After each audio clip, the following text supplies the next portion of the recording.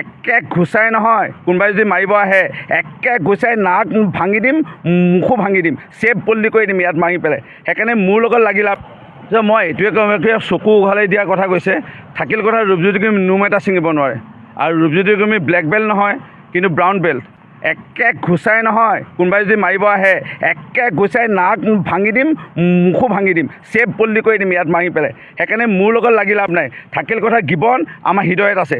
এই গিবনৰ কিবা এটা ইয়াত গছপুলি উঘালাৰ আগত কোনোবা কোম্পানী যোনে হয়তো আমাৰ ঘৰৰ খুঁটা এটা হিলাব লাগিব। এই গিবনক আমি একো কৰিবলৈ নিদিওঁ।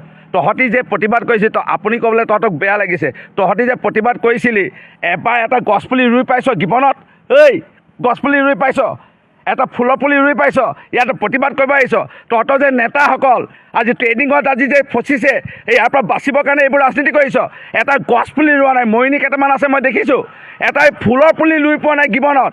গিবনত পুখুৰী আছে নাই তহঁতি জান? জীৱ জন্তু পানী খাবৰ কাৰণে আমি পুখুৰী খান্দি পাইছোঁ। এই গিবনত, ইয়াত গিবনত এই গছ আমি ৰুই পাইছোঁ।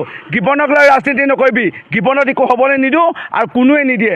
আৰু তহঁতি ইয়াত ৰাজনীতি কৰিবলৈ নাহিবি। একে ঘুচাই নাক ভাঙি যাব।